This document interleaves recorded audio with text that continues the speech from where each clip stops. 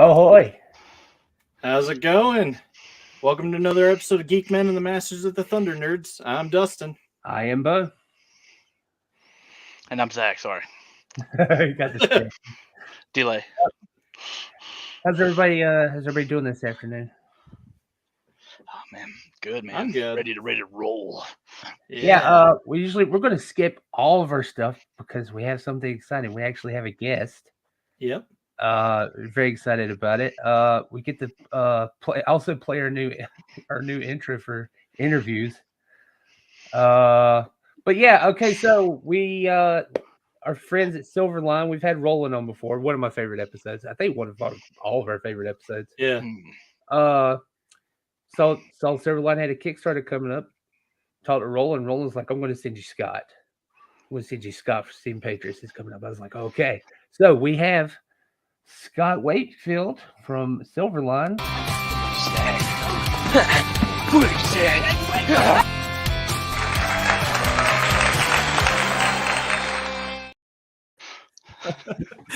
Sorry, it's stupid. I know, I love that. It's nice to be described. Have someone say they're excited to have me. That's good. Oh, That's yeah. good. Yeah. Thanks, guys. Yeah, your theme music and that intro is fantastic. Love it. Thanks. JM, man. Yep. Bringing it. I'm gonna need to reach out to him, get some theme music for myself. Usually, I feel like there's just a tuba following me around. So yeah, hire that man. He will. He does some crazy magic. We give him very few details about what we wanted. Yeah. And he gave us a Saturday morning theme song. So yeah. Oh, cool. Yeah. But yeah, Scott Wakefield from Steam Patriots, one of the co-creators, and we all read the issue number 1. Good. We all loved it. I think. Good. Mm-hmm. Yeah. Yeah, when you start off with Paul Revere in a steam carriage with robot horses, I'm like, all right. Yeah. Right. Good. I'm glad I grabbed you. Yeah. Yeah, Oh, I'm sorry. Go ahead. Oh no, go ahead. I said hit the end, and I was like, oh, Yes. No. There I should love- be another page. yeah. Oh, That makes me so happy. But that's actually why we're here, because of the Yeah. we're getting it. It's Yeah. up on we got a Kickstarter up. Yes. Get issue 2. Issue 2 is on Kickstarter right now. Yeah. Yeah. Yeah. Oh, we can It's We're also prepared. in somewhat Here. prepared. There you go. That's Thanks. good. yes. it's also in my bio. If you click my bio, it's in there. Yeah, as well. I think I actually added to the description too. So if you're on like YouTube, Facebook, Yeah. whatever, I think all the links, Excellent. SILVERLINE, everything is down Excellent. Thank you, gentlemen. there. But yeah, tell us a little bit about. I know we've already talked about it. Give us a little introduction to Steam Patriots. Sure. Well, first, my co-creator, co-writer, Rory Boyle, would have loved to have been here, but it's a Sunday and he's got some family stuff. So he sends his regards and he was grateful for the opportunity. I'm sure if you guys, we love talking and we love geek stuff. So I'm sure you could get him back on too. Easy. So, Yeah. So, Steam Patriots is steampunk meets the American Revolution. We came up with the idea more than a decade ago. We were in the Coast Guard together, and Rory and I are kind of like brothers separated at birth or something like that. We had all these ideas for stories, and the steampunk genre came up, and we were talking about it's all very middle of the 1800s, Victorian England. And we said, well, it's got to start somewhere. If it's all established by then, it's got to back up somewhere. And we said, in all of this, we don't know whose idea these really were, which is why we were writing these together. And we just said we co-created it. We said, why not Ben Franklin and put it in America? Have him be. We didn't want to take away from real inventions, but we had Ben Franklin tweak steam technology. And so there are Franklin boilers, and these Franklin boilers are kind of like the Model T at the time the engine gets used for propulsion, for a mill, for just movement of something, and it extrapolates out. And so it's all still very raw. There's still we wanted a lot of wood and brass and iron still as part of it, and it's still not mass production. So in some cases, it's only a little bit more convenient than a horse, but it's there. So it'll move people in carriages, and in the opening of issue 1, I don't know if you noticed, the inn has a boiler. There's smoke coming out of it. And we don't expressly state what's going on there, but we thought, if it's an inn, maybe they're going to mill something, or they're making beer. We have no idea. But we said the place needs a boiler. And Felix and his dad are, I think, a word we may have made up, a mechanician. I don't know if that word actually exists, but we said Sounds nice. they're boiler mechanics in the 1770s, and his dad and his dad are, the first boiler mechanics. And Felix has a photographic memory, and he's a nerdy kid, and he can remember everything he sees. And as you read it, we hope you get that it takes him a little bit to recall it. He can see all the moving parts, but he's got to take some time to piece it all together.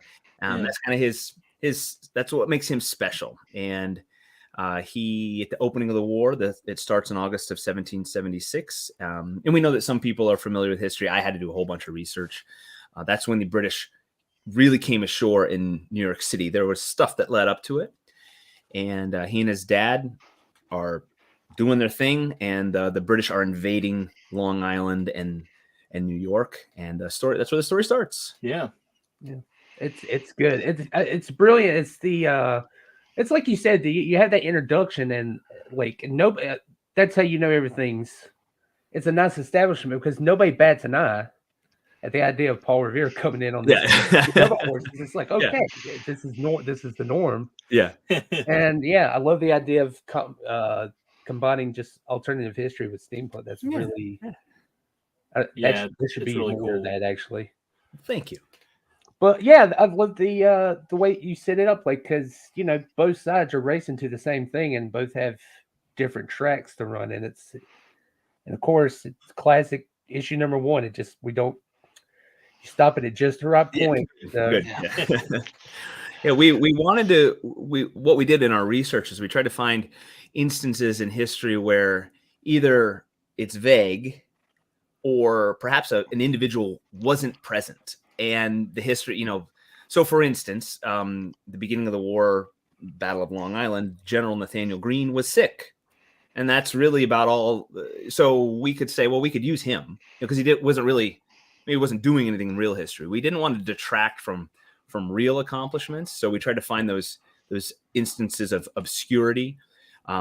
We also didn't want Felix to be like a Forrest Gump or a Magic Schoolhouse where he's here and there and flitting around the country and he's present at every key moment. We just wanted Felix to be the hero of his story. Yeah. And in the opener, he meets George Washington and then Ben Franklin. And we have references to some other key players, a general and some other officers. And we tried to throw in little nuggets that if people are really into the history side of it, they'll pick up on, oh, cool, that's what was happening to the west or whatever. If they really know that General such and such had a flanking maneuver at this time, we maybe threw some of that in. But it's hard to do it all, and there's so much research. There's so much going on. I have to stop myself because I'm wanting to throw every tidbit of the Revolution in, and it's just going to be. We want it to be a cool story, with lots of action, lots of explosions, and a good character. Well, that keeps it grounded, though. I think that's what's interesting about it, is because it's a very believable universe immediately.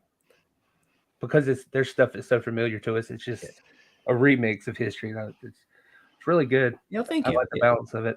Yeah, we wanted steampunk and the steam technology, and of course, you have to suspend some disbelief. You're not just jumping on a boiler and throwing some levers and away you go. If anybody's ever been anywhere, run a ship engine or a train, but it's still. Yeah, like you said, we wanted a little bit believable, and stuff will break down, make a whole bunch of noise and be unruly, and we get a little more of that in the second issue as well. And if you see on my poster here, Dean Zachary did this. This is a nod to the weapon that's going to be showing up. Franklin actually created batteries. They call Leyden jars, Leyden, I think, and they would build up a charge, and as like a party gag or a parlor trick, people would touch them and it'd be static electricity, and those actually existed. So we took that idea and played it into this electrical weapon that will show up. Nice, yeah. Too. Yeah, that sounds cool. Pretty sure you already have my money. So great. Plus, I'd like I want to mention that just in case anybody wants to get in on the Kickstarter, Silverline has this beautiful thing which I really appreciate, is that you can add back issues and things. So I do appreciate the digital copy, but I like the old. Me too. Yep. Yeah. We were talking about that yesterday. Yeah. Silverline, they've done it real well because everybody asks, well, what if I missed issue 1? And you just do it at the add-on in any issue. And I would recommend grabbing a handful of other Silverline titles and adding them to it, because it's cool for us too, because they throw them in with the shipping, and then you get a whole stack of fun stuff along with the newest. And I don't want to forget Beyond the Stars as well. That's Ron Fortier's creation. He's got a great team. Ron is a prolific writer and creator, and his Beyond the Stars story is space epic. And the first one's great, and I would grab a copy of that. But the Beyond the Stars number 2, I'm excited to read. Yeah. We should have said it front. You guys are doing this. You guys started this nice combo. Yeah. Where everybody kind of tag teams with the Kickstarter, so you got 2 things to pick from, but you're still helping the singular idea, and I really like that too. Right. Yeah. Pretty smart. My money. Yeah. There's Silverline is still pretty small, so getting the titles out, and anybody who's done a crowdfunding campaign, it's a lot of work, and everybody involved, and then Roland and so forth has to manage the show. Doing a campaign every other month is more manageable than every month, but Silverline has all these titles that are ready, and so doing them 2 at a time, it seems to be the best method, and trying to get them teamed up for an audience that would be interested in both is best, but it's always it's a balance. But Beyond the Stars, I love that I'm teamed up because Ron's an awesome guy. And if you check him out, Ron Fortier, Airship 27 is his other. He does these pulp stories with Rob Davis, a lot of great art, and a lot of cool stuff. Yeah, it's good. So don't worry if you've missed issue 1. You can you can pick it right up and get both of them at the same time. It's great. Yeah. I really like that they do that. Yeah, because that's one of those things that keeps me like I tend to go with graphic novels just because I always miss an issue somewhere. Yeah. But you guys solved that problem so great. I really appreciate it. Thank you for that. Yeah, because I'm in. Like it's good. God, as soon as I got to the end, I'm like, my mind starts going crazy. Bo knows I'm a huge history guy. Like I love it. Yeah.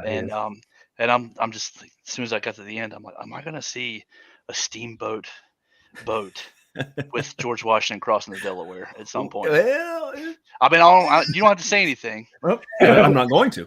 Okay. But if you could maybe like just no. You could put him on a ski-doo. That would be great. With a big boiler on the just with some snow coming down to signify that it is Christmas. Yep. I was like, we do want to follow. We want to follow chronologically through the war.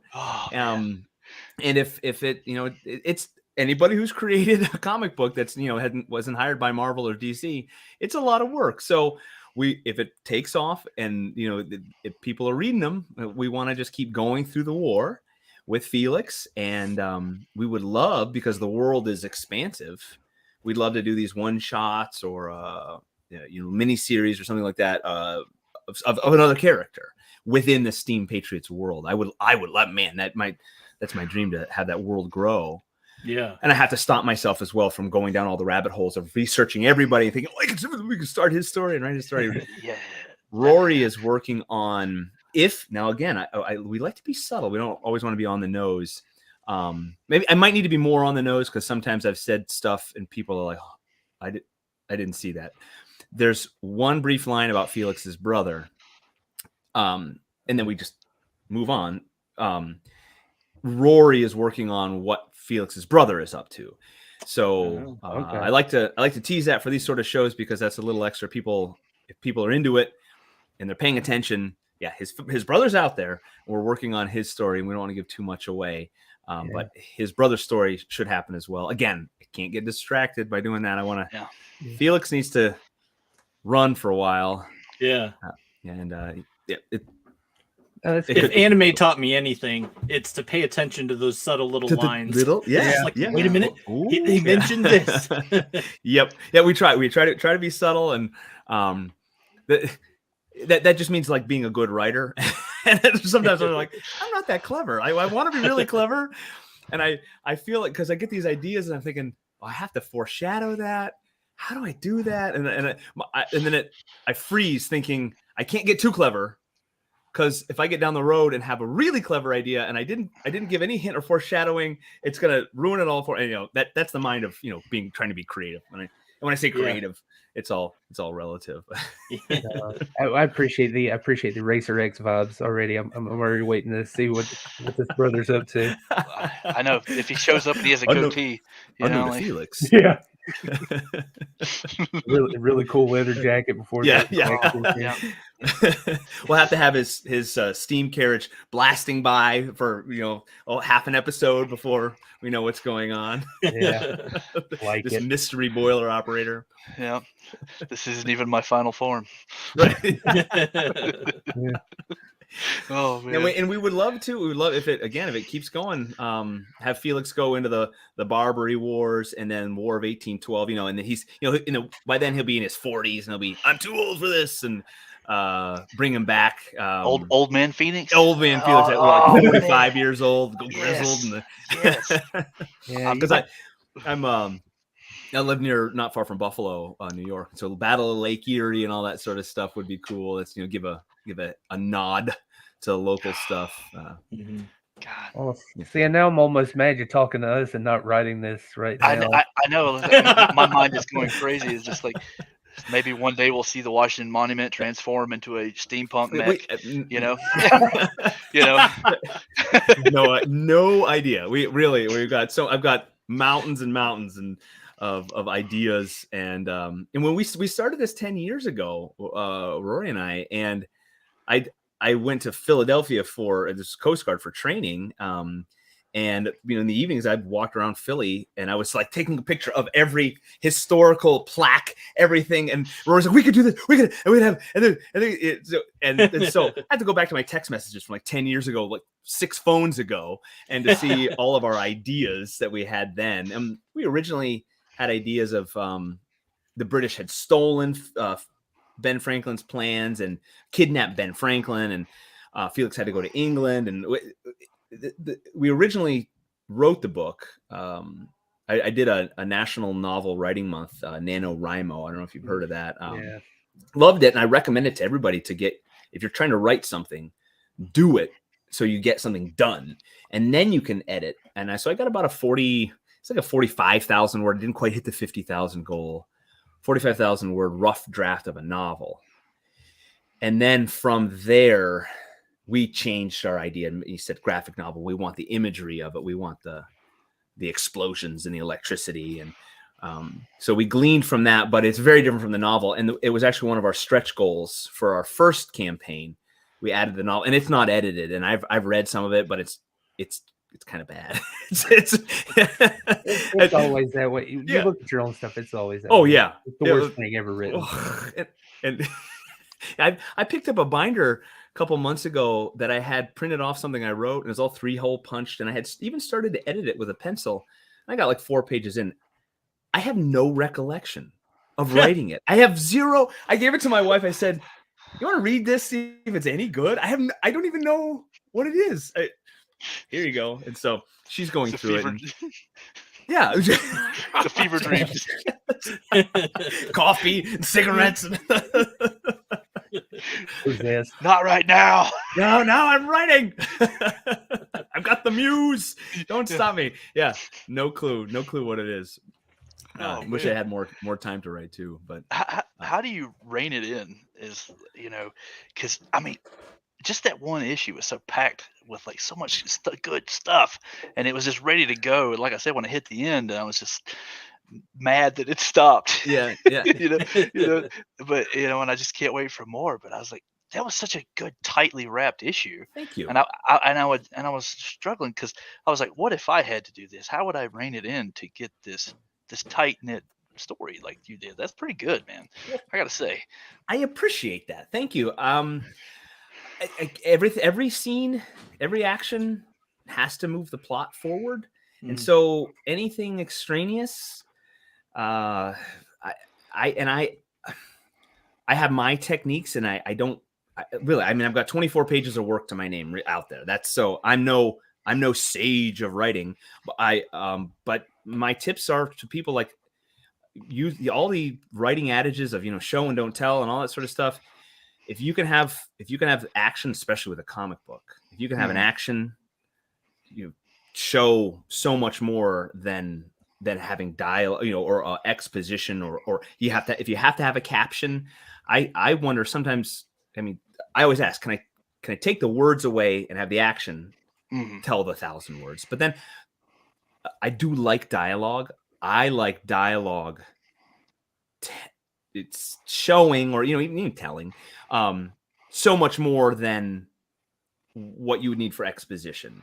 There's always, this is one of my go-tos. There's a Hemingway short story, and an individual gets shot in they're hunting, and the guide is there, and the wife of the guy that's dead, she's about to run to him, and he says to her, "You don't want to see that."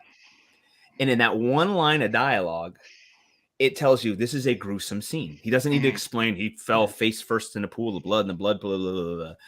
That one line of dialogue. So trim it down as much as you can, and then make sure everything propels the plot forward. And again, I know I'm not perfect. I'm always trying to get better with my writing. And then, getting feedback too, because a story lives in your head for years. You put it down on paper, and someone's like, "This doesn't make any sense," and you're like, "Oh, it makes perfect sense. It's because when he was a teenager, he was bullied by But I know that my readers don't. And again, my wife is a great editor for me. She'll take my books, and she doesn't pat me on the back and say, "Good job, it's good." She says, "This is not good. This doesn't make any sense." I'm thankful for that. I'm thankful for that. Yeah. You need that. Yeah, I always tell people writing it's like a handshake. It takes years. Yeah. And you hope somebody will smile when you look at them and stuff. It does. But that said, like, I think that example, that initial thing with the brother and the dad, like, you just a few lines, and you already know that's a troubled family. The dad and the son, not a good relationship. There's something there. Obviously, the brother, something tricky worse. And they, of course, the intro. I think that to put the trailer moment to open with that and establish like exactly where you are and what's happening. I think that's good. Thank you. Yeah. Thank you.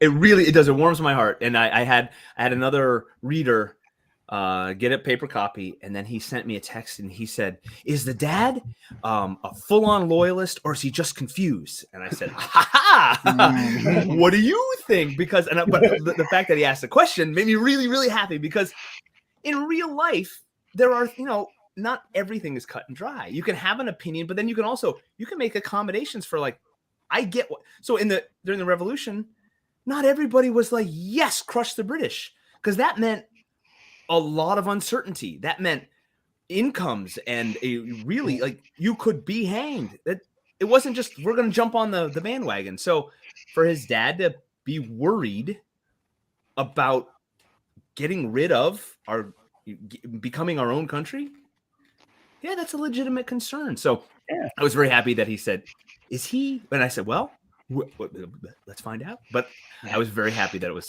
just enough to ask the question. And sometimes I'm surprised that people actually got it. I'm not that meaning that my writing that our creative process was enough that someone got it. That makes Oh, me really happy. you always worry, but it's interesting to place it against that backdrop of like the birth of American patriotism. Like as you said, it did exist. They didn't say, yeah, of course you're going to have some more of the like, oh, we want to go off and kind of start our own thing, and like, I don't know about that. You know, how do you upstand? So where that leads me to a question like where was the spark? Like when was this moment where it clicked? Where this is a good idea for a story. I think it was when one of us said, have Ben Franklin be the guy. Because we just ran with it from there. We said, well, okay, we can set it during the Revolution. And then that's an established period where we don't need to give a lot of backstory. Any reader can pick up and be like, oh, America's war for independence, the Revolutionary War. And they don't need to know the Stamp Act and this act and they know enough to set the world. And then when we said let's make it like an origin, and we can work up to what people would think, people know steampunk as. We're like Star Trek Enterprise, it's Captain Archer, and that ship is not as technologically advanced as the Enterprise D. So we wanted to have that, and I think that was it. We said let's back it up, put in the Revolution. And from there, we couldn't stop. We said we have to tell this story. Yeah, man. And it's a limited that already because it's just this individual story. It's limited. How many issues? Well, Silverline slated for 4 right now, and then we'll go from there. That's the plan right now. It has taken way longer than I expected. Writing is not my full-time job. I wish it was. If there is any millionaire patrons out there who would like to support me and let me write full time, I will happily accept that offer. There was a issue 1 came out, issue 2 was about ready, and then my life and Rory's life, he got out of the Coast Guard and all this. We had to just wait, and working with artists too. Again, if you're not writing for the big guys, Silverline doesn't have on staff artists who we have to find someone who's available. And if there's any hiccup in the process, artists want to eat as well. They can't wait. Okay, I'll get back to you in a month. I'll pay you. Nah, they have to put Steam Patriots aside and go on to something else to get paid. And we get it. So it was just a scheduling thing. But 3 and 4, they're just about ready to go. If you've made a comic book, there's a lot that happens from the writing side to the artist and coming back. It's really cool, and I like the process. I mean, usually I think one of the worst phrases in the world is group project. I hate that, but the collaborative process of a comic book, I've loved, because words come out of my brain onto the page. Rory and I edit, goes off to the artist. Sometimes there's questions because we've left, we didn't explain something, but then it comes back. And sometimes it's perfect. Sometimes it's not. And then often it's better than what I expected. And so, because a visual artist will know, well, if we look at it from this angle, or if this panel, then if we add another one, or if we do a close up or something, and I don't think of that, it comes back better. And it's amazing. So it's twofold. It's awesome that it's improved, but next to see our imagination be turned into art. Oh, it's so cool. It's such a great feeling. We should talk about that. The artwork, I really love the art style. I just the kind of loose sketchiness of it and the grittiness. I was like, oh, such a that marries very well with the story. Yeah, we're very happy. He was not able to continue the series, so issue 2 is going to have some different art, and we're very happy with this art. Oh, that's fine. See what happens with 3 and 4. We try to maintain a little bit of style, similar style, but I'm very pleased with issue 2. Will look a little different, but same feeling. We wanted. I love the energy of issue 1. Felt like people were moving, and there was wind, and there was always something happening with each page. And we've got that similar feel with this. And like we have more, issue 2 has a bit more, a little bit more action. It's always tough too when you were trying to introduce, I mean, any story, television, Right. movies, anybody, the beginning is tough to develop or establish characters and setting and all that. So Yeah. we try to do that with one without it being slow. And issue 2 allows for a little more action because we have established characters. We do introduce a cool guy, a real person from history. I don't want to reveal that. It'll probably get out if people look at pictures, and sooner or later they'll figure it out. But we got an actual person from history that's in this. Yeah. Well, no, that issue I think that was a fantastic inciting incident. Well, thank you. I mean, that's Thank obviously we're hooked. I know when I was done, I remembered it was a limited series, and I was like, oh, there's only so many more of these. That's it. Yeah. So yeah. Well, people yeah, buy lots of them, and then we can keep making them. Keep it coming. Keep it coming. How much influence do you have on the art? Like, do you send out like a description as far as what you're looking for? Because as soon as you open the first page with the robotic steam horse, I automatically went in and believed it. Yeah. But at the same time, I had to sit there and look at it. I'm like, man, this thing is incredible. Yeah. Because it's a steam horse. And you know what? The steam horses were not my idea. And we had a couple artists do like promo and developmental art. And I think it was John Saboins, and Cboins is his last name. It did that because it wasn't my idea, which was great because it's like I send it out. We had the idea, it's some guy, goggles down and running a carriage, and he made these mechanical horses, and yes, again, I'm just so happy. So control over art. That's a arrangement you have with your artist. I first of all find the style that I like, and I want to make sure that their style and their sequential pages, because static images are always different than someone who does sequential art, and then we just kind of tell them the feel we want. So for Steam Patriots, we want a lot of smoke and a lot of steam, and we want it raw and gritty. And then there are different styles of scripting, because you can tell. So people will call it the Marvel style because it was Stan Lee and Jack Kirby. Stan Lee was just writing, I want 3 pages of Spider-Man swinging through New York City, and Jack Kirby would draw that, but then the full script is page 1, panel 1. Hero is on the left looking this way, and character 2 is disheveled and forlorn, and so I have done a mix of that, and that seems to have worked.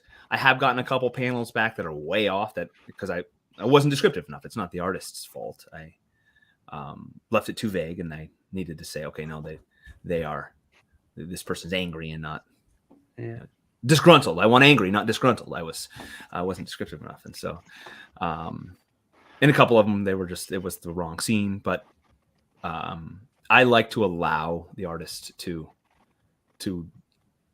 do his or her job, right, and be creative. So the vetting process too. I want someone. I also want someone who's a good communicator, so we can have that rapport. I want to be able to work with, and I want them to be okay with me saying no. That's not what I wanted. I think that would be the hardest thing to do, because like I have this image in my head of like what I want my comic to look like, and it's like but it's never going to turn out that way. Not gonna, That and I want like how picky, like because so like during the late 18th century, facial hair wasn't a thing, and so I got some art back with people with mustaches and beards, and I'm like, am I really that picky? One of our pieces of art, and now I'm totally into nautical stuff. I love ships and boats and stuff. He had drawn a sailing ship, and the sails are full of wind and it's moving, but all the pennants were flying backwards.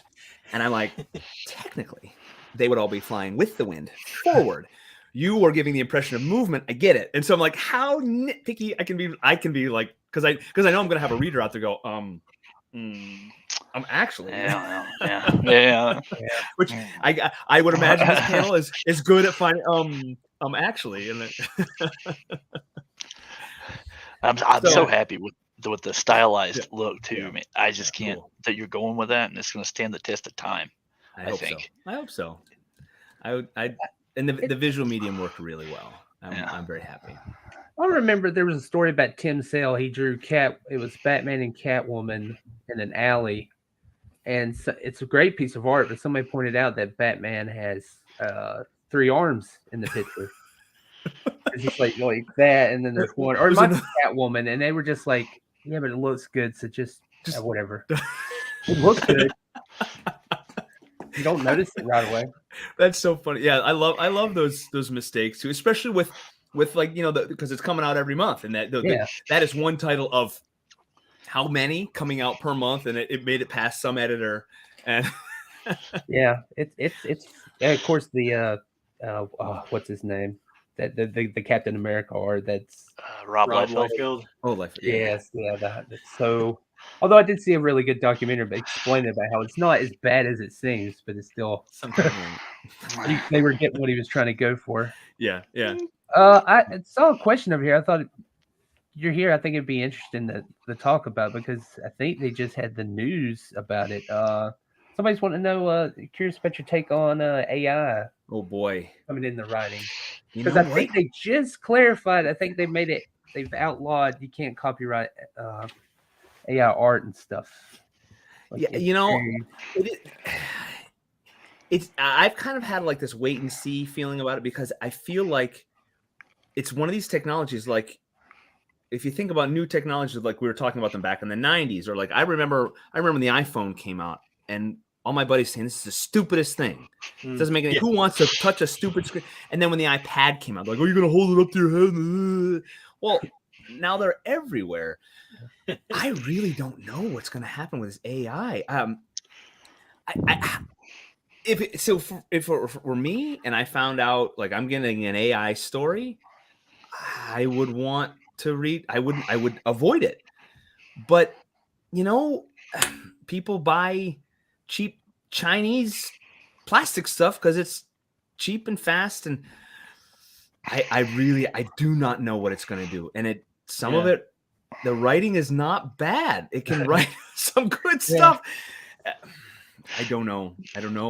I and I know that's a bad answer, because I just it's tricky. I know there's I can't remember who it is, but there's an AI comic where the art is AI, but they're actually utilizing it as trying to do like almost like a thesis on AI, and it's involvement in future stories and just storytelling in general, and if it's okay or not. And so I think it's interesting to do it that way. But yeah, I agree with you. It's like, is it a tool? Is it a cheating mechanism? Where are we at on it? Yeah, and how would anything you try to regulate? I'm sure they can say they're going to regulate it, but people will get around it. There will be you won't be able to stop it. I don't know how you do, and I don't know enough to. Yeah, I think it makes for interesting stories, because with AI and robots and all that, I mean, you talk about the sci-fi world of AI, and robots being able to. And they have them now. Robots can predict what you're going to say and whether you're telling the truth by watching your face for like 30 seconds. They know what's coming next and what you're thinking. It's scary. Yeah. But I have no follow-up for that. I just think it's an interesting question. Yeah. I'm wait and see, because I don't know. Yeah, I mean, I have a colleague who is feeling that impact of the AI aspect of art, because he does covers for books and whatnot, and like his sales and stuff went like into a decline because people are just do it jumping on it. It's like but it takes away from this person's, as I knock over stuff, it takes away from this person's, livelihood. And and I would love to think that people would, I mean, just like, you say, oh, shop locally, go to the little guy. But sometimes, really, I mean, how can you deny Amazon? I can click and it'll be here in 2 days. It's hard because I want to practice what I preach. I want to say you support the little guy. But for me to get up off my butt, drive into town during open hours, maybe they have the thing, or find out that they have to order it. They'll call me when it comes in 2 weeks when their shipment comes in. And it's tough. So yeah, and as a creator, I have a limited budget, so that's very appealing. Okay, I could hire a human for a couple $100, or spend 10 and get it. I don't know. I would like to say I will support humans, but something we'll get to the point you don't even know. I don't know. I'll have to interact with a human for me to create, but then just the general consumer, do they know what they're getting? Will there be a legal obligation to say? But again, no one's. I mean, they're gonna go around it. There's not gonna. How will that be policed? Just like file sharing, just like like music and downloads and samples and songs. Exactly. Yeah. Exactly. It's going to be interesting. Yeah. So no future plans. Just let AI do Steam Patriots from here on. No, probably not. I do enjoy writing. I do enjoy the creative process, and I've got lots of other stories. It's just time in the day, and I wish again my plea to wealthy patrons out there. You can find out how to get in touch with me. PayPal, I'll accept PayPal. You can, and I will write and write and write. Well, do it. Please do it. Please do it. Let's cap it off. What can you tell us about issue 2 and just going forward? What kind of things are we looking forward to? So issue 2, spoiler, non-spoiler, whatever you like. Issue 2 picks up right where 1 leaves off, and we do follow. So, spoiler: if you want to pick up your history book or go online, the story starts in August of 1776, and we're gonna go through history. We try to pick some next milestones. We do fiddle with some history a little and where people are. Ben Franklin wasn't really anywhere near the front during the invasion, but you'll get Felix. We have the introduction of an actual patriot hero from the Revolution, young fella. If you want to, I won't. Everyone was young, which is surprising. Just about everybody except Franklin. 70 years old when the war started, and this guy, incredible. But continuation with Ben Franklin. And there will be another battle. I love the storytelling method of compounding bad. So there's not a lot of good. I like it to get worse and worse and worse and worse for our heroes. I love stories like that. And it makes the payoff even better. But yes, it's a continuous storyline. I think of them, just chunked right up to each other. There's no big breaks. Of the chronology of the story, and 3's going to leave you on another cliffhanger. I'll warn you. Or 2 and 3, yeah. And since the time period, it's a shame we won't get to see Felix throw some tea in the harbor. I know. He's too young. Maybe we can do a one shot, have the tea party, and. Maybe they're throwing boiler parts in the, I don't know, like attacks on cogs and gears. And all I can say is please go wild. Please go wild. Like, just have fun because it's great. Thank you. I need to know if because you said it was a lot of inspiration was from traveling around Philly and visiting all the historical places. Are we going to get a time traveling Rocky Balboa? We could, some unnamed person running up the steps to the. I'd pay triple for that to be okay. Well, and we'll throw in a cheese steak. We'll have we did have I don't want to throw him under the bus, but Peter Clinton did a great cover. We have 3 covers, so check them out on Kickstarter. And he threw Liberty Hall in the back of it, and it's awesome, but it's not geographically correct. So, but it'll be there. But it's another one of those. If someone really is paying attention, they're gonna go But it's awesome. I love the art. Peter Clinton, Quentin Bedwell, and our third artist goes by Rodo, and he's on ArtStation, and he's on Instagram. I think it's Rodo is drawing or Art of Rodo. I'm sorry, Rodo. Okay. But we got 3 covers, and Silverline likes to do that. So the extras you can grab. Exclusive stuff. Yeah, I guess we should say that. Like, if you want to get on the Kickstarter covers, do the Kickstarter, but you can get your back issue later. Oh yeah, yep. But I appreciate this. You guys aren't asking $1 bajillion. Like, that's also like it's just great pickups, which is that makes it easier to just buy a bunch anyway. Yeah. But I love that you guys are fairly price competitive. Like, I hope so. Yeah. And it's just the nature of printing when you're. Again, if you're the big guys and you're printing in the tens of thousands, the unit price can be lower. But maybe we'll get there. Maybe we'll be the big guys printing in the tens of thousands. But right now, the draw is you grab those exclusive things on Kickstarter, and that's our true fans out there, true believers. You can grab your exclusive content, which is fun. And our big thing too is Silverline's stuff is done. We don't kickstart. Oh yeah. Work in progress, so there's no speculation. There's no wondering, am I going to get it?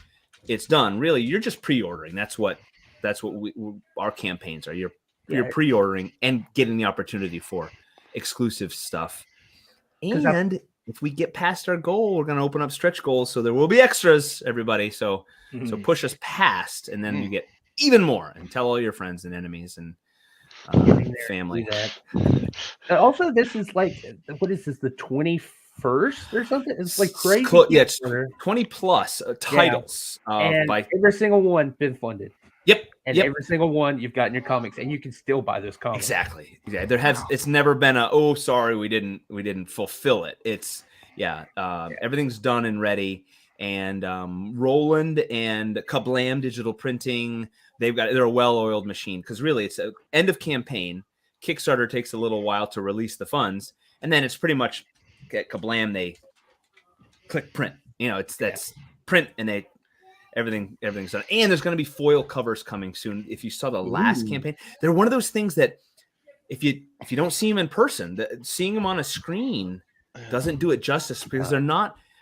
If you comic books with a foil cover are cool. These are like next level, like metal. They look incredible.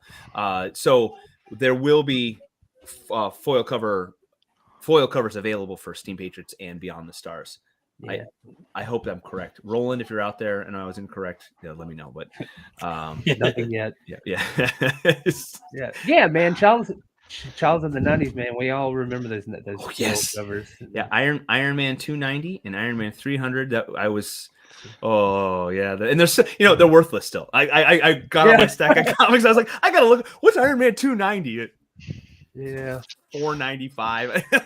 I paid $1, and it's worth it to me. Yes, it is priceless for my heart. Yeah, yeah. It's funny. Like, I have comics that you would never sell. It's like I would never think about selling my Wolverine issue 100. Right. But it's like, I wouldn't get anything anyway. Yeah. Okay. The Yokis. They ruined it. These are a good investment. Oh yeah. Yeah.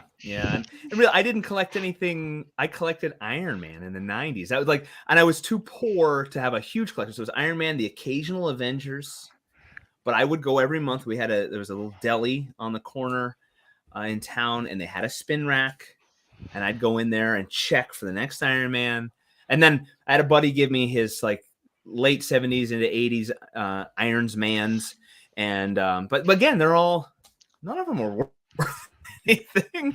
I love reading them, but oh well. And then I got married, and kids, Buying comics is not the greatest use of my money. Yeah, you have to take back roads home and burn your I know. receipts. Yeah. Yeah. Yeah. I wasn't reading Iron Man. Why are you in the bathroom so long? You know, not comic books, no. Yeah. Yeah. But I love the indie comic scene. I love and it's a crapshoot, you know, just like any self-published, or I love the freedom of that sort of stuff. And sometimes you grab some stuff that's like, okay, but I love the opportunity for people to be really creative and sometimes weird, off the wall. And then there's no creation by committee. I like right. what the indie comics can do, and some of them turn out to be Teenage Mutant Ninja Turtles or Walking Dead and good stuff. I think it's where it's at anyway. I think because I know it's just opinion wise, but just mainline comics now are just very stagnant. I think they are too. Yeah. Retcons aplenty. Spider-Man can never get over age 25. Right. Yeah. I've always thought that, and I know the idea of being able to pick up a comic and immediately know, like any comic, that's the mindset. You have to be able to pick it up. The first time reader has to know what's going on. Yeah. I've always thought it would be awesome to do them go through time. Tony Stark gets old, Hawkeye gets old, and then end it, and then start over. I think that would be cool. I'm sure there are brains bigger than mine that know that'll never work, but I think it's kind of cool. I think, so you don't have to mess around with, well, Tony Stark is how old? He's been like, and they have to, okay, it was Korea. It was Vietnam, Persian Gulf. It was Gulf II. It was because they had to keep starting over. Yeah. But independent comic like that, Steam Patriots is just going to keep going through until Felix is old, and who knows what's going to happen. I have no idea. Maybe he'll die in a boiler explosion or something, or be turned into a steam robot. I have no idea. Steam man. More robot than man. Yeah. More steam than soul. Oh, yes. Yeah. Ooh, right there. Dead or alive, you're coming with me. So yeah, we need a Steam Man, George Washington Monument mech. What else do we have? Oh, and time traveling Rocky Balboa. We have all those for free. Copyright Scott Wakefield. Okay, Yeah, all right. Those are yours. Rocky could technically be the Captain America. I mean, oh man, yeah. Oh, he's somehow in suspended animation. Yep. We're here, Scott. Thank you, gentlemen. Just DM us for ideas. Thank you. We got you guys. Y'all can. We'll be your AI. Better than AI. Yeah. Twice as stupid. So where can people find you? What's the best places to track you down? And I get would a hold love of you and at Steam Patriots is where we are on the socials. Like, follow, share, subscribe, all those good things. Silverline is on all the socials as well, and they share our content. Right now, I would love for people to go to Kickstarter.com, and you can just search Steam Patriots. Yes. If it's easier, and then it'll take you right there. And click on that, back this project. I would say $4,000 or $5,000 is a great price, a great number to plug in. You'll get all the rewards. So right now, Kickstarter is where I would love for people to go. I'd love for people to go there. SteamPatriots.us is our website. That has a link, of course, to take you to Kickstarter. That's where all the action is right now. And on our socials, I am going to be at some conventions. The one I know in the nearest future is June. It's going to be Three Rivers Comic-Con in Pittsburgh. And then I have Twin Tiers is in November. I'm trying to lock up some more. Being Western New York, I'm probably not going to be flying anywhere. So if it's driving distance, those would be where I'm at. Silverline's pretty heavy in the South with Florida and all that.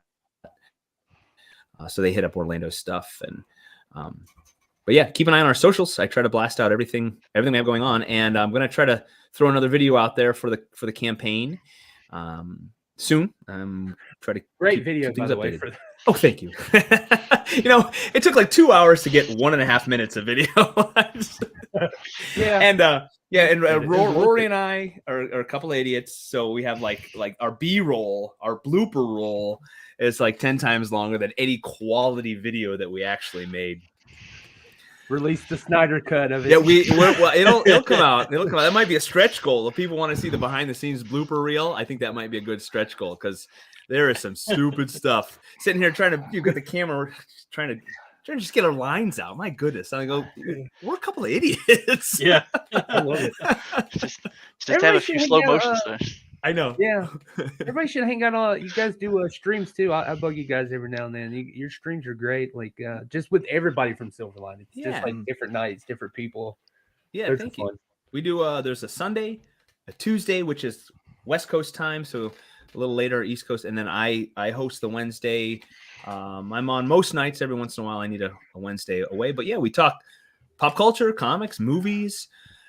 Storytelling, the craft of writing, the craft of making comic books, and that's where I've learned most of my stuff from the artists, the process. And we talk what makes a good cover, and should we have these types of superheroes, and what do sidekicks do, and that sort of stuff. So yeah, and it's all on YouTube, and if anybody wants to go watch those episodes from days of yore, they're all in black and white.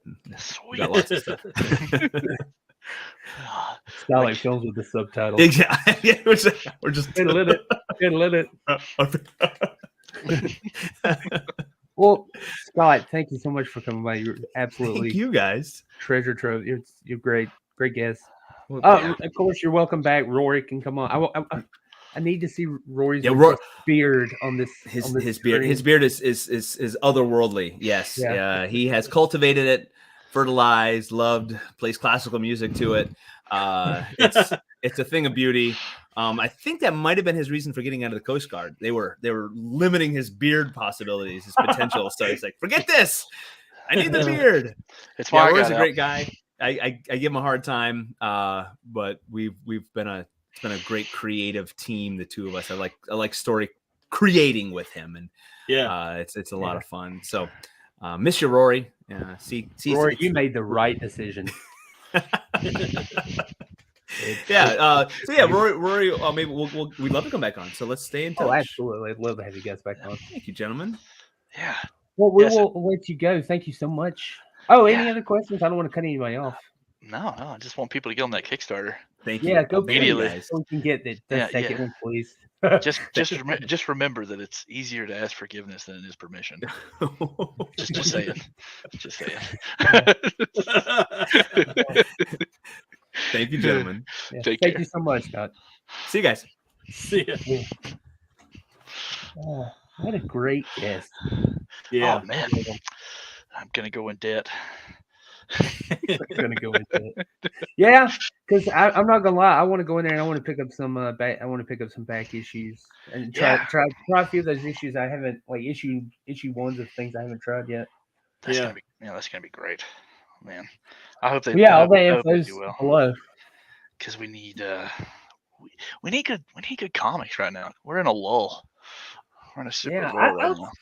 Yeah, because I saw that like DC's doing like another thing where it's supposed to be dark and deadly and people are going to be dead and stuff. I'm like, you guys have done this like 8 times already. Right. I think, and I think Marvel is doing another crossover thing where other people gets other people's powers. Like I saw, I don't know if it might not even be real. I don't even know. That's how prepared I am. But I saw that some people are getting spider powers again. Like, did you see the one where Carol Danvers is going to be a Green Lantern or something? Or is that something else? All I know is that's DC. I don't know what I'm talking about. I saw Wolverine with Spider-Man powers. Okay. Yeah. Oh, yeah. Did you see that? Is that real? I don't know if that's real or not. I don't know, but I heard that I heard rumors that they were going to. I don't know if it's a movie or what exactly they're going to do, but I heard there's going to be like a combination of, because Dark Claw is the big one right now that everyone keeps talking about. It's like, okay, we get it. Dark Claw, Batman, Wolverine, we get it. Yeah, it's like, and he had adamantium like Waldos. Yeah, so it was. I mean, it's intense looking, but I'm just like, really, Wolverine's already pretty awesome. Yeah. Well, I'm just now you want him to web swing to get to you. That's great. Yeah. Can you the imagine? The other X-Men can just go home. You know. Just get out of here. That's Cyclops. always been the case, man. Give it to Scott or something. Let Scott do something. Yeah. He'd probably laser his webs as he's swinging them and then die. You know. Jane. Jane. But man. What but a great. Yeah. Silverline, man. There's plenty to choose from too. There's like I know they had just like traditional superheroes. They have your sci-fi, Steam Patriots. So there's like a ton of stuff to choose from anyway. They kind of got like a nice mix. And just obviously, as people think, cool people working there. Yep. I know. I want that poster that he had behind him. with the Betty Ross awesome flag and everything. It's like, oh man, I'm really looking forward to see where that's going, especially with just 3 more issues. Like, it's going to be intense. Yeah, and I hope he uses the Washington Monument as a mech. It just goes. It's like Wild Wild West, but like it makes sense. Like they actually explain it. It just comes all apart. And for some reason, it has Optimus Prime's voice, and it's like, Washington. I am Optimus Prime.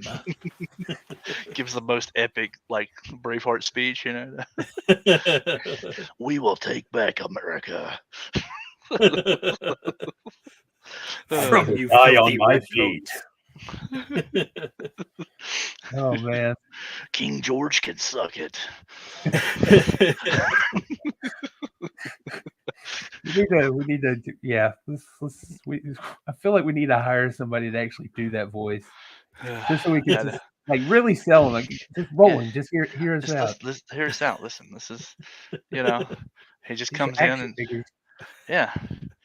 just think about it. The Lincoln Monument can become like a base of operations, kind of like the Hall of Justice, I know. That's why I'm interested in, because obviously because they've established this now. You can go to any of these points in history and see what this universe looks like.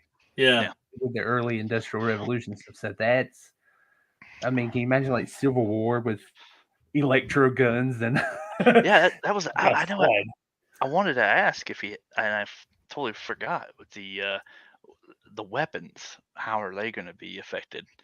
Because I mean it was just he did that tease about the batteries, and as soon as he said that, I didn't want to, like, I don't want him to spoil anything, but I like imagine the effects the muskets are going to have. Like, oh no, full automated muskets. It's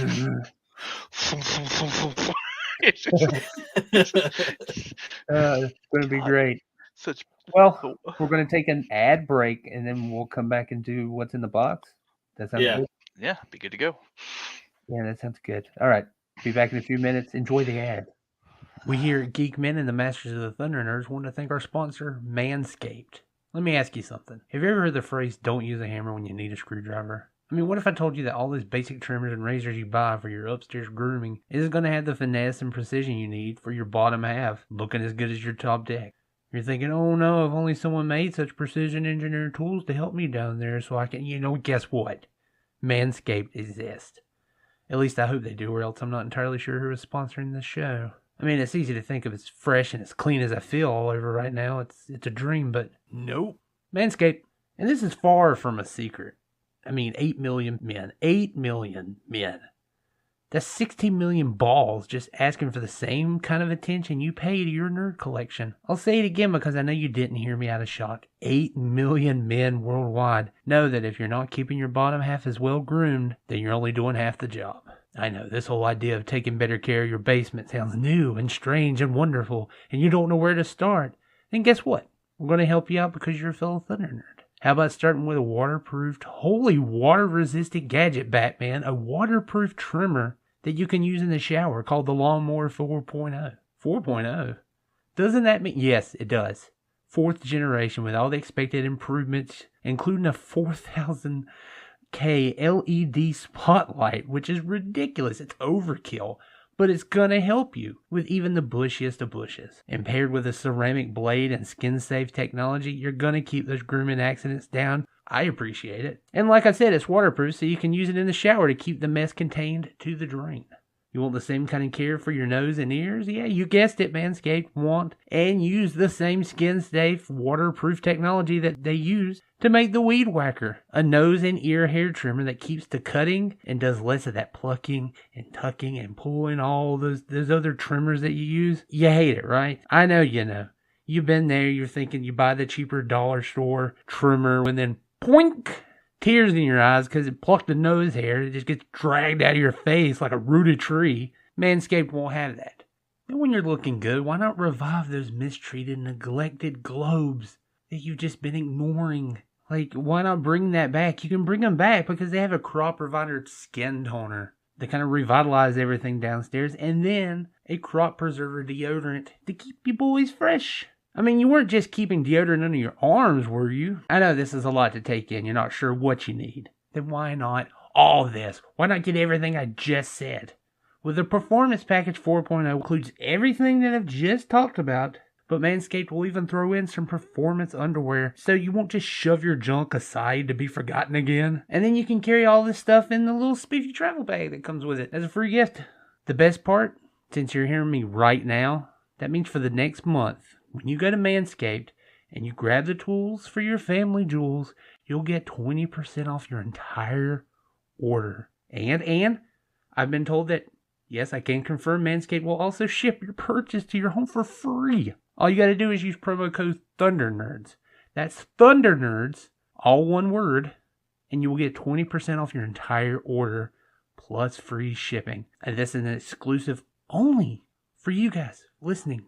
Our fans, our fellow Thunder Nerds, just for you. Look, if you look good, you feel good. And when you feel good, your confidence goes up.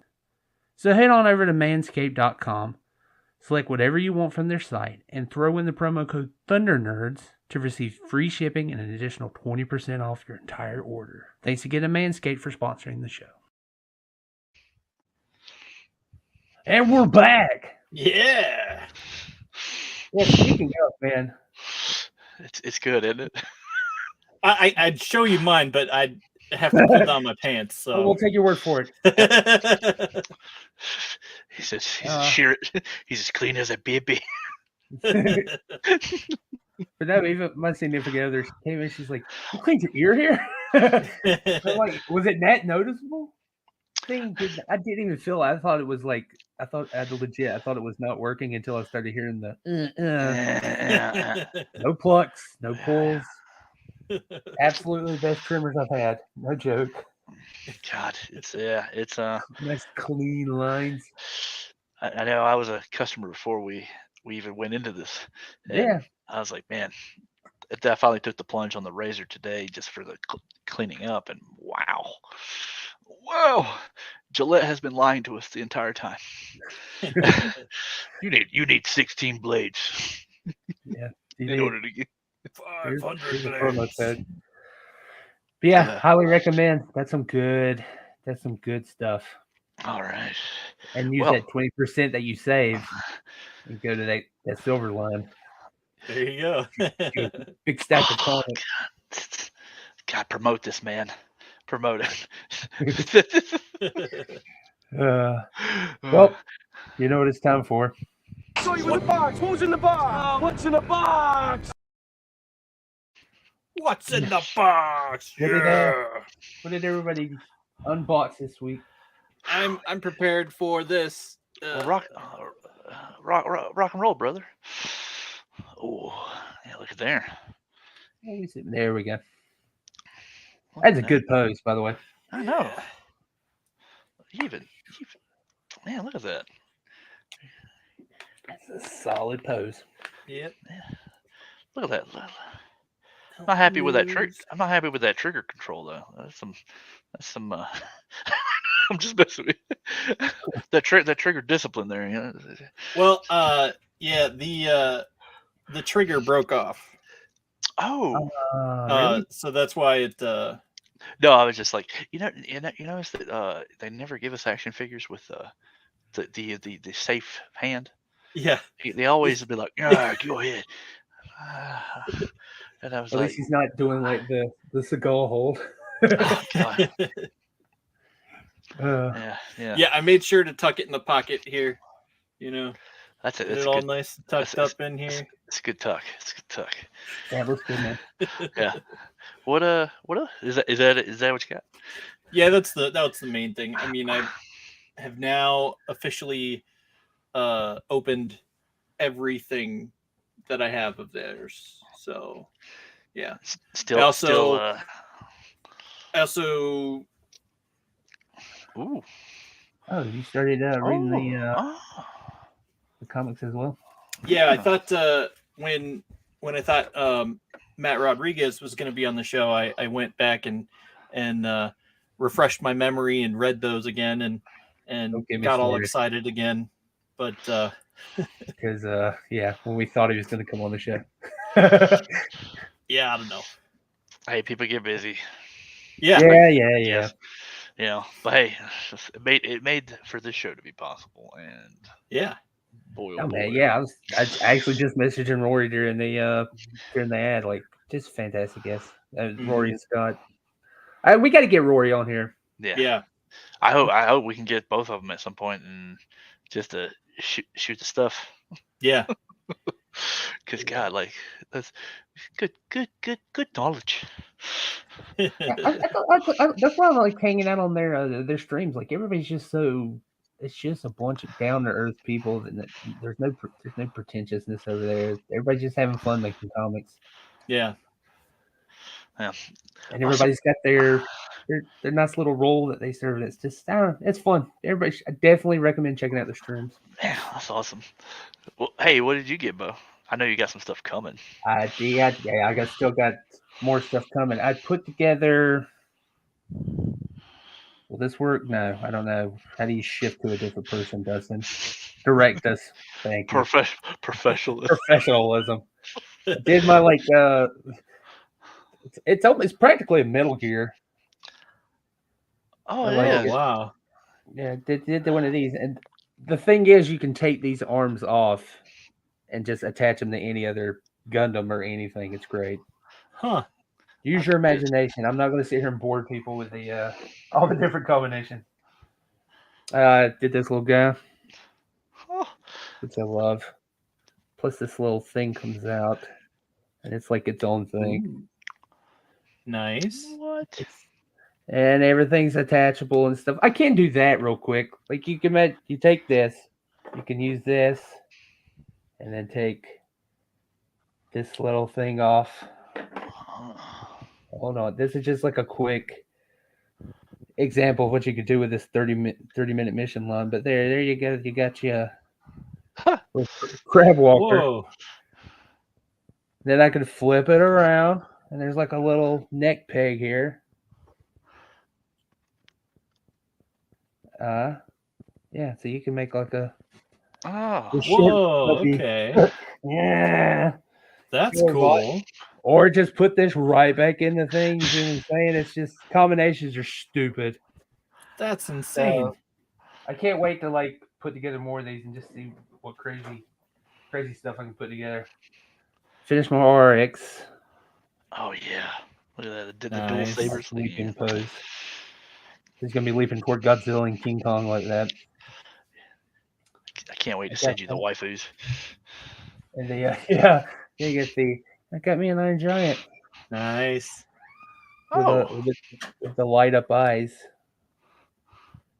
Ooh. Very cool. Magnetic. Yeah, very happy with this, man. I don't want to take them out of this pose. I love it.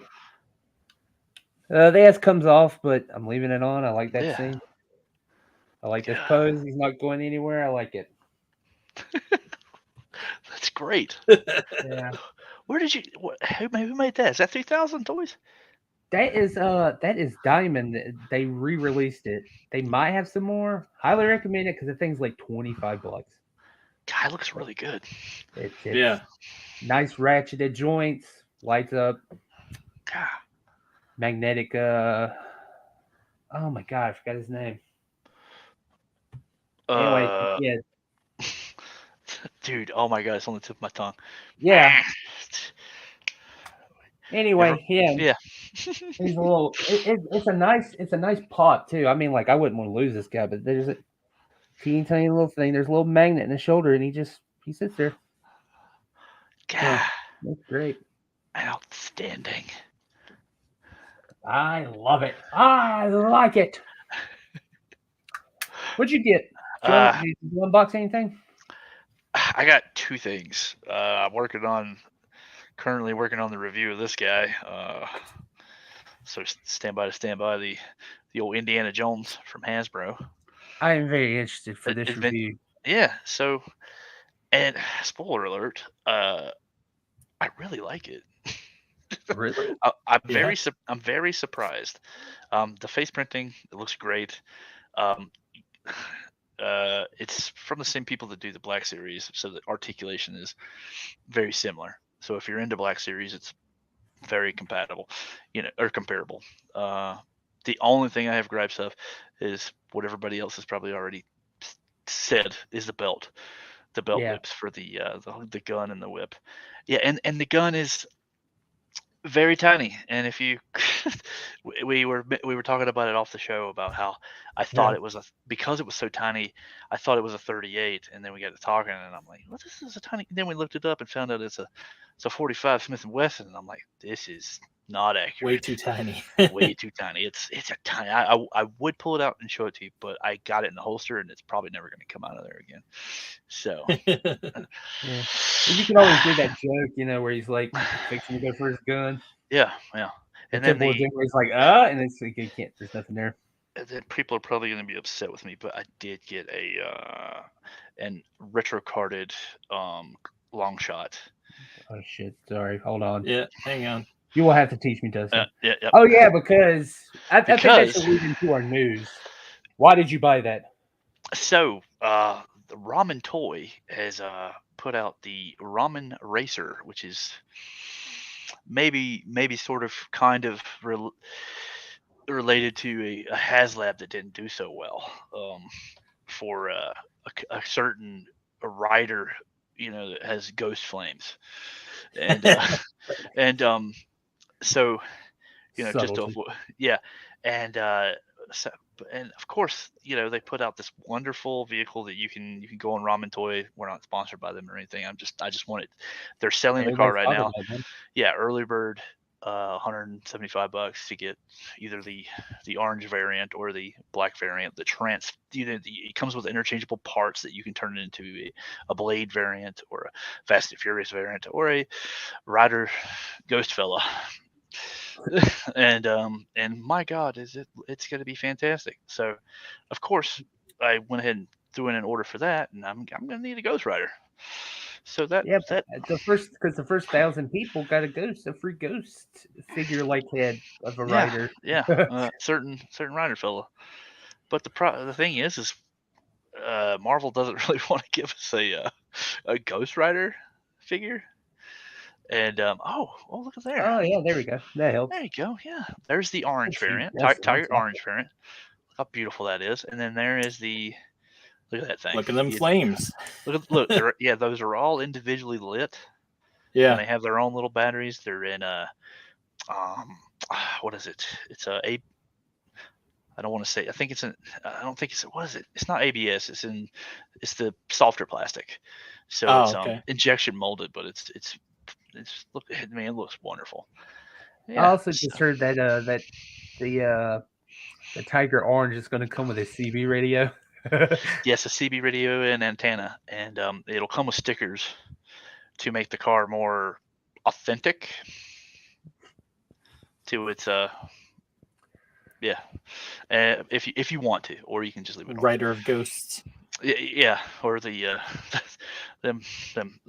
hazard boys, particular historical figure. Yeah. So But but yeah, yeah, so he's already hit 1,000. yeah, He's over so 1,000. Yeah. yeah, and there's stretch goals at 3,000, I think, and a really huge one, I think, at 5,000. So if we hit those stretch goals, I mean, you can go and check the website and their Instagram and see what those are. They're pretty insane. I really hope we get the last ones because they're translucent fire tires that match the lights. So I was like, please God, I want those.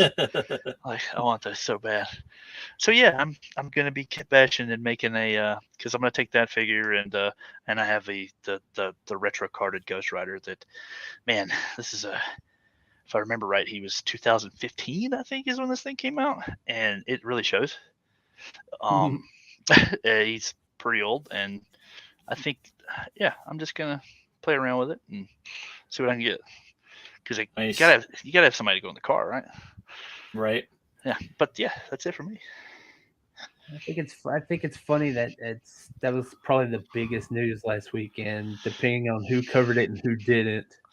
It's very quiet. It's very quiet, and I really I'm sad that it's so quiet. I mean, I'm pretty sure there's a couple of other channels that are covering it. I hope, and because man, this thing is gonna be nuts. Like who does? I mean, everybody wants a 112 carb, right? Yeah, but Yep. I mean, let's face it. The reality was that it's gonna upset some, branded loyalty toward Hasbro because of the failed for all those reasons. We don't even have to get into all of that because that's been said and done. I mean, that's Yeah. over. But that's why this product exists, because there was a vacuum. There was people want it. There's a demand. Somebody had to go and try and make it, and Robin's like, "We'll do it." Yeah, and they just keep adding features. He could have probably just stopped and said, "Okay, it's just going to be a car," but he keeps like throwing in more and more bells and whistles. Like the car has independent suspension, Right? And I'm like, what? Like, I don't really need that, but all right. If he keeps going, he's just going to make a miniature car. Yeah, I just wait for him to announce. It's like, oh yeah, it's a real functioning engine. Yeah. You know, you have to. I'm waiting for him to say that it's an RC or something like that. But yeah, it's gonna have a real combustion engine inside by the end of this. Right. Yeah. You got to use premium though. Mm-hmm, yeah. Yeah.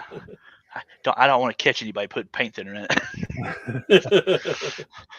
Fucking exhaust is. But no, I'm excited for him because I know I think his name's Ace. Yes. The lead guy. I mean, he was I remember seeing him on I think it was Mega J Retro. Yeah. And he was talking about just how nobody really wants to carry his stuff because there's the thin legality of it, but mainly because they just don't want to invest in. They don't want to cover kind of privately funded indie toy lines. But Big Bad Toy Store is actually selling those. The black one, the Dodge Charger. Yeah, I kind of hope that the Indy is the future, really. Well, it's on topic, man. Invest in Indy because there's so many voices out here now. Like everybody has an opportunity to say something and put out something. Yeah, and no, if you want something good, you get it. It's like music used to be. You have to go and dig for it. But man, there's some great stuff out there. Yeah, and a lot of the bigger companies argue that if it doesn't go to retail, that's a lot of the reasons why they don't do it. And I think the collector market. I mean, you remember with Matty Collector with Masters of the Universe when it came back. I mean, that kind of brought Masters of the Universe back. Yeah, and I know as a collector, I do.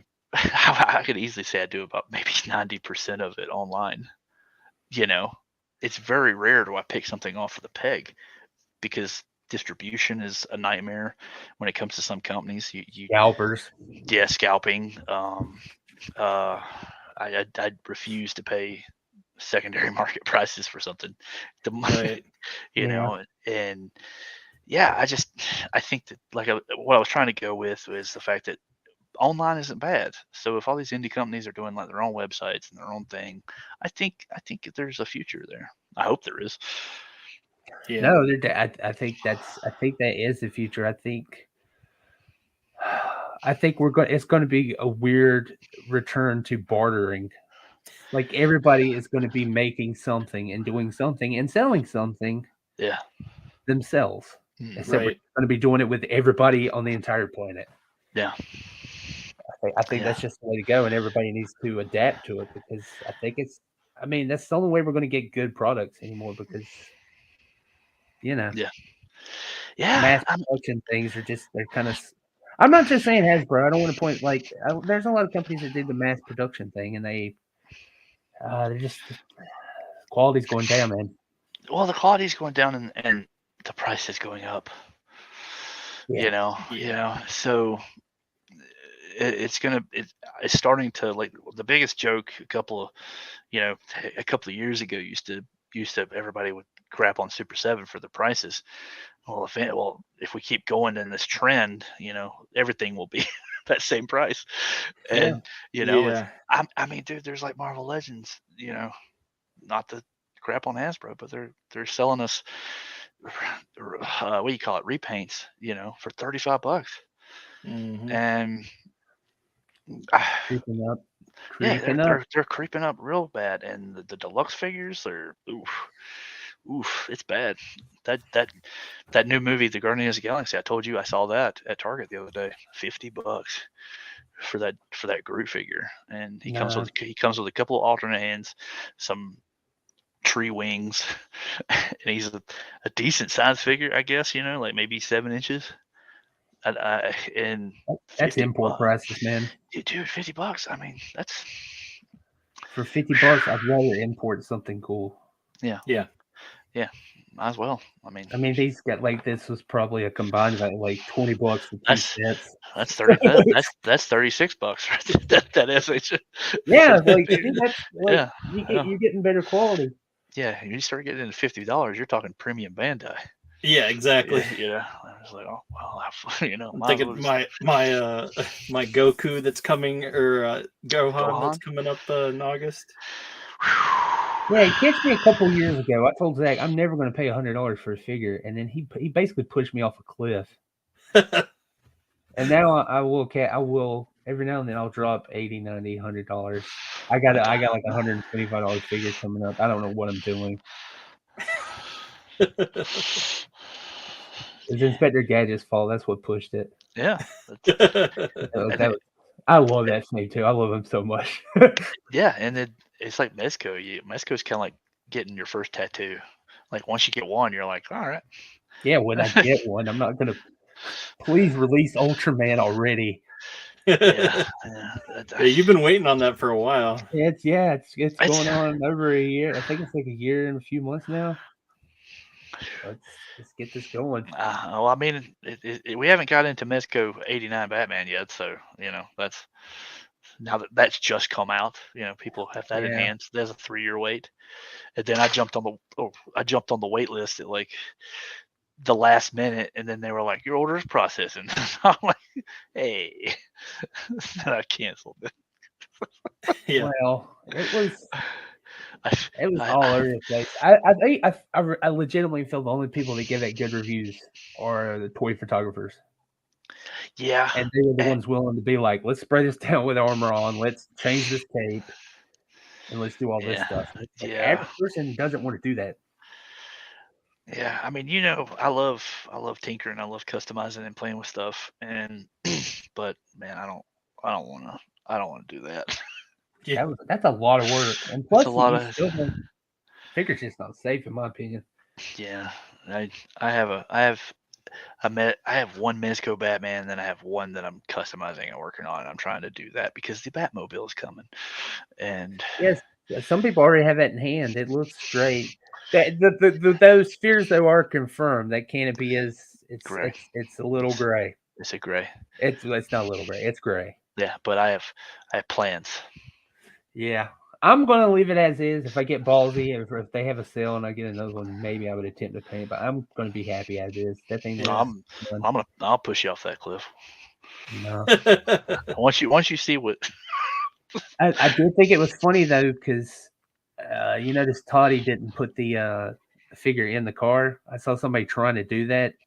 Just instant. I thought he was going to have an aneurysm. Just he could not get that thing in there. And then on top of that, he had to like shove the head back and like point and do this underneath the rim because the canopy wouldn't shut on the ears, just like in real life, which is realistic because it couldn't.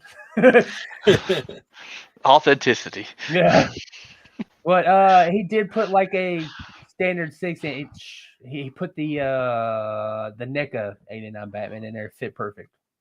Okay, so the 7-inch McFarlane, the ears don't work, Yeah, but they're a little too high. Yeah. okay, so And his legs, but they're still But it looks like 6-inch. yeah, No problem. Gonna be no problem. yeah, because if you have to, you can always modify and take the seat out or something, Yeah. or at least I saw someone do that with the Batwing. They like literally sawed everything around it and then they fit right in. Yeah. It's just like, oh, okay.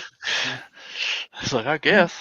Yeah, people have been taking that Spin Master Batwing and doing some really cool stuff with it. Yeah. Have you seen the people there's like I'm pretty sure if you look on the video, they have the links to the website where you can go on people with their 3D printing seats to go in it. Yeah. And I was like, what?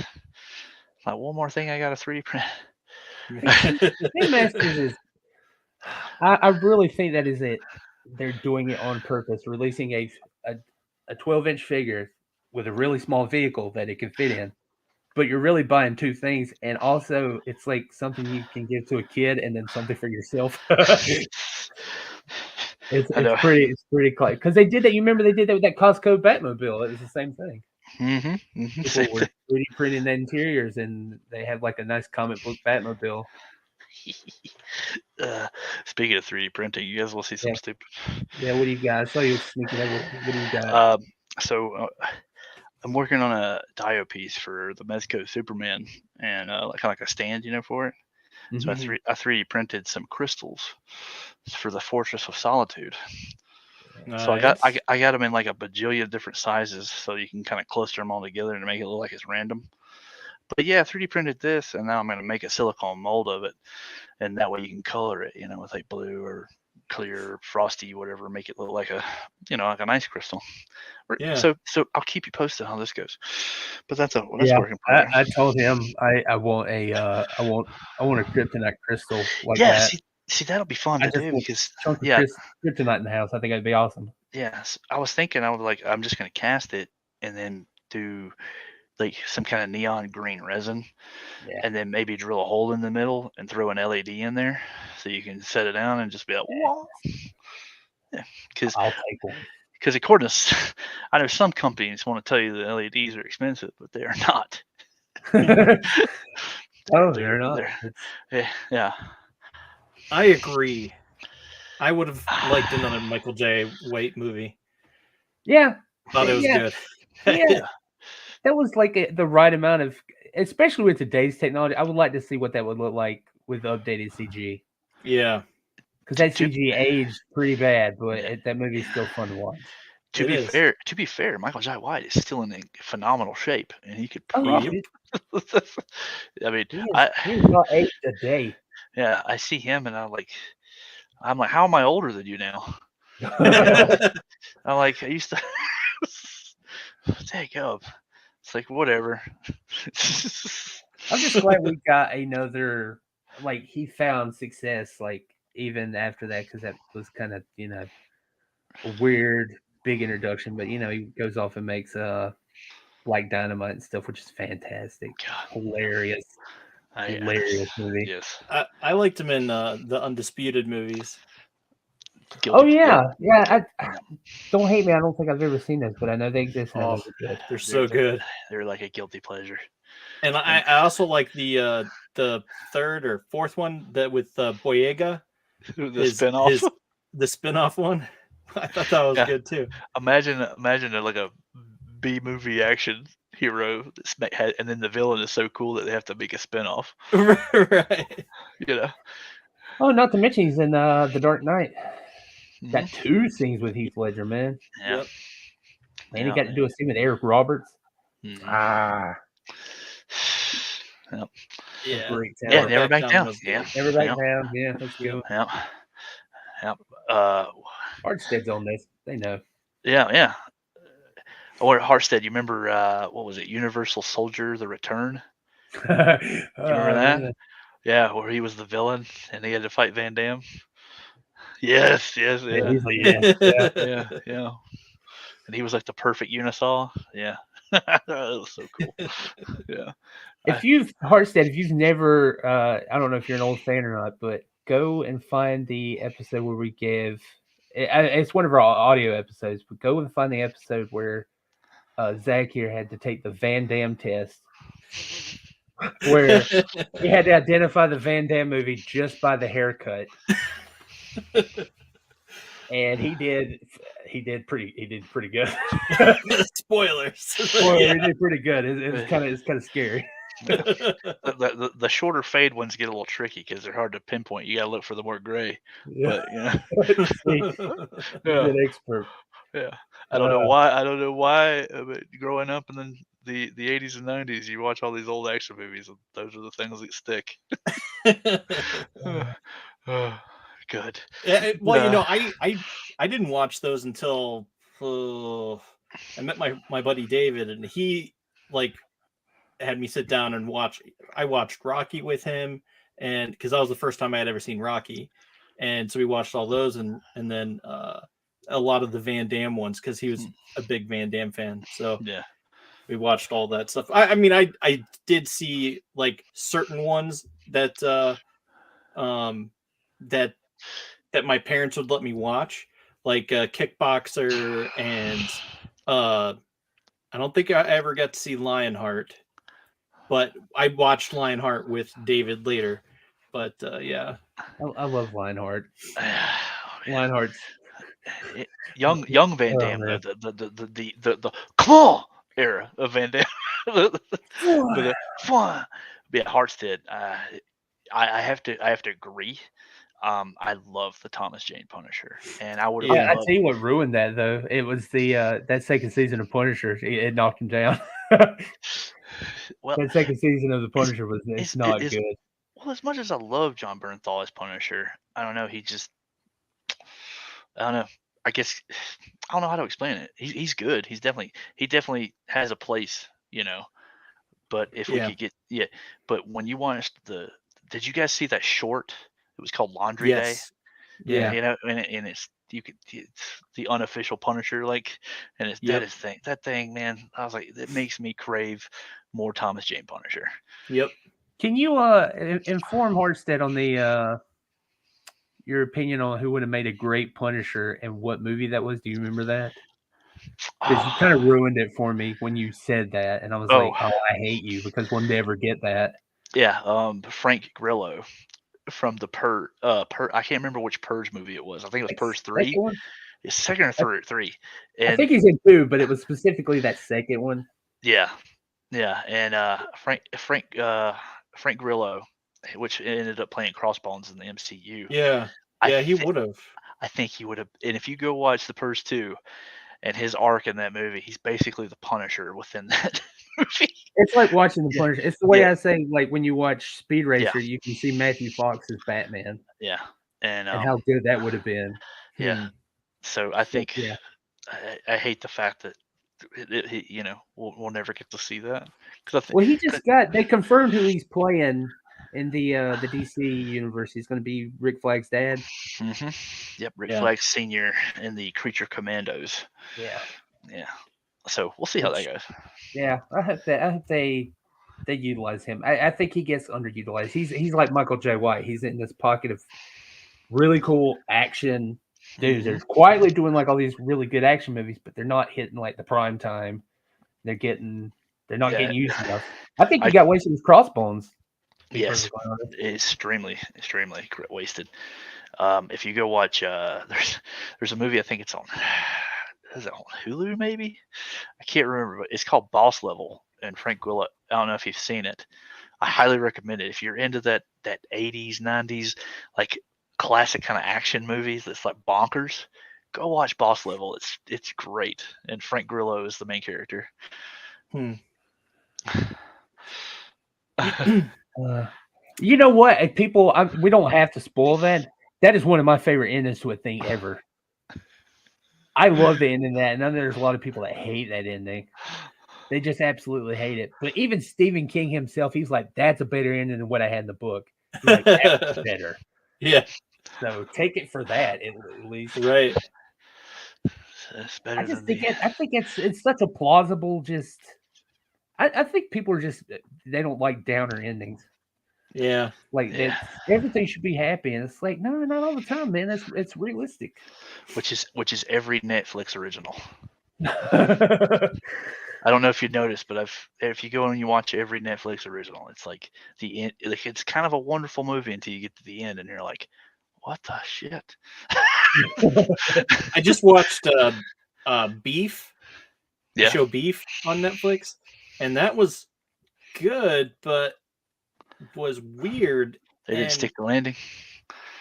No, I think it ended on an okay spot, but it's still like up in the air. Like and then you see that there's more seasons planned.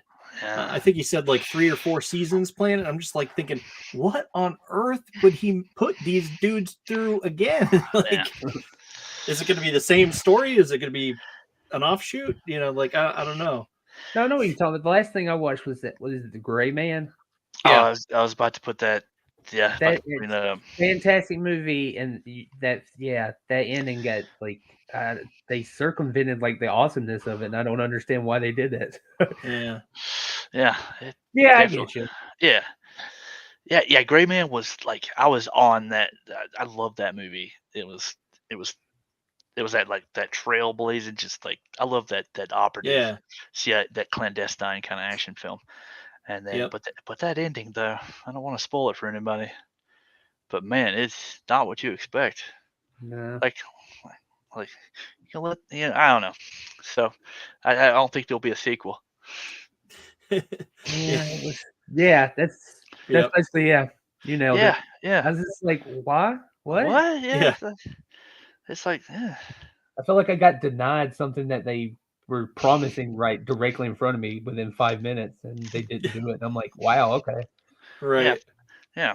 I mean, I think it comes from us growing up and watching films like Commando, and we watched the bad guy get a pipe shoved through his chest, and you're just like, let off some steam, Bennett, and you're like, yes, he got it. And when now we're in this new era, it's like we don't have the bad guys getting it.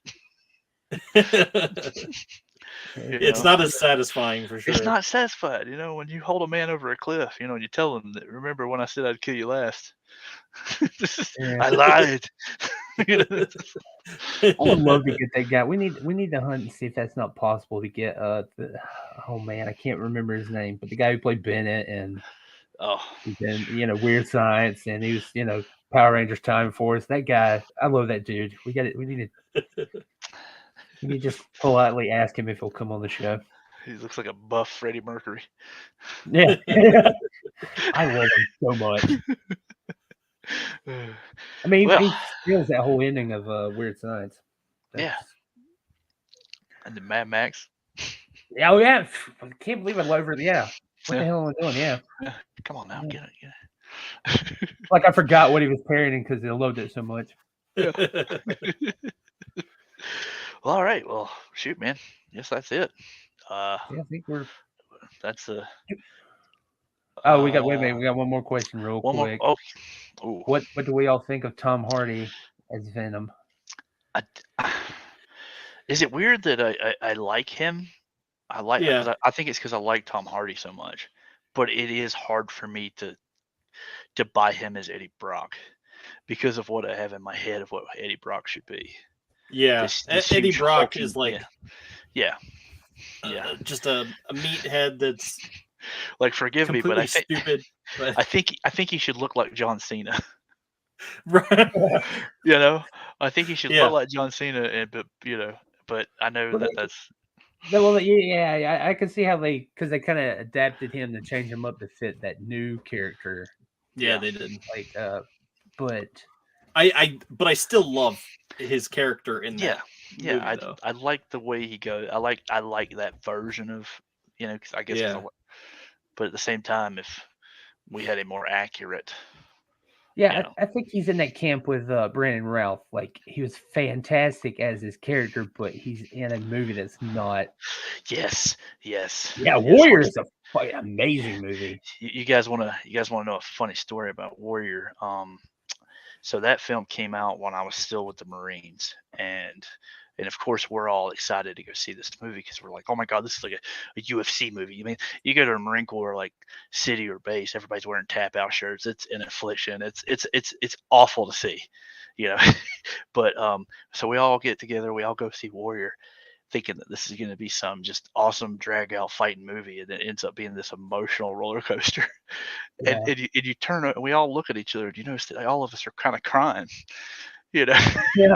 That You know, movie is rough, you're especially like- the Nick Nolte scenes that he has with like that one in the I think it's in a casino. yeah. That particular scene, like it just ripped my heart out of my chest, man. In the hotel room scene. And Yeah, when he finally God, now I gotta watch Warrior. Yeah, and we're I all don't know if I've ever seen it. I'm Oh, trying to look it up. yeah, brace yourself. Good. Yeah, we're all crying, and a bunch of Marines looking at each other and being like, "You crying, pussy?" Yeah. Yeah. And we all had to leave the theater, call our dads and our brothers, and tell them we love them. You know.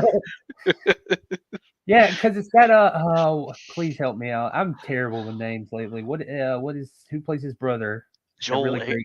Joel Egerton. That guy's. And that. Okay, yes, I have seen that movie. Yeah. He's. I hope he's getting up there. I can tell he's getting more and more recognition. Yeah, I feel like he carried that Obi-Wan series, to be perfectly honest.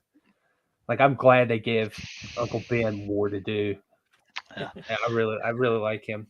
He needs more stuff. He's good. He's good in everything. Yeah. I've never seen, even if it's a movie that's not great, he's good in it.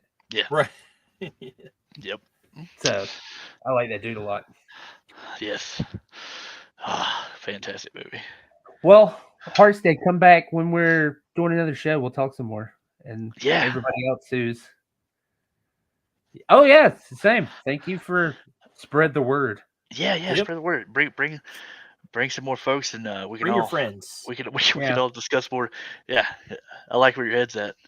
And one more time, I'm going to put this up. The Kickstarter. Yeah. For Steam Patriots on Silverline. Go check that out. Go help us get issue 2 in our hands. Yes. Yep. So we can read it and continue the adventures. Join us in backing, because we're backing. And we're definitely gonna have some more silver. I know Roland. Everybody's wanting to come on, so we should. Yeah. We got to get some more of this guy over here. Yep. All right. It's very doable. Gentlemen, heart's dead. Everybody else who's watching, thank you. Yeah. Have a fantastic Sunday. We'll be back. Are we doing a show tomorrow? I don't know. Are we? I don't know. I know we've yet to introduce John and Eric officially on the show. We're getting to that. Well, we're getting to that. Yeah, I don't know if because I messaged John after the fact and I was just like, hey, yeah, and he's just like, yeah, I'll hit you up sometime, and it's just like, oh, so not tomorrow. Okay. So I don't know. Well, if y'all end up doing it, let me know. Yeah. We might have to catch him on a weekend show. I know weekdays. Mondays are especially hard for me and him. Yeah. So yeah, I'm looking forward to these. I think the talk is that we might be doing like a late night edition. Yeah. And I think that's fun that we have early day, evening, and then late night. I know. Yep. Yes. Yeah, I imagine the late nights especially are going to be ones that I'll invite Kurt on because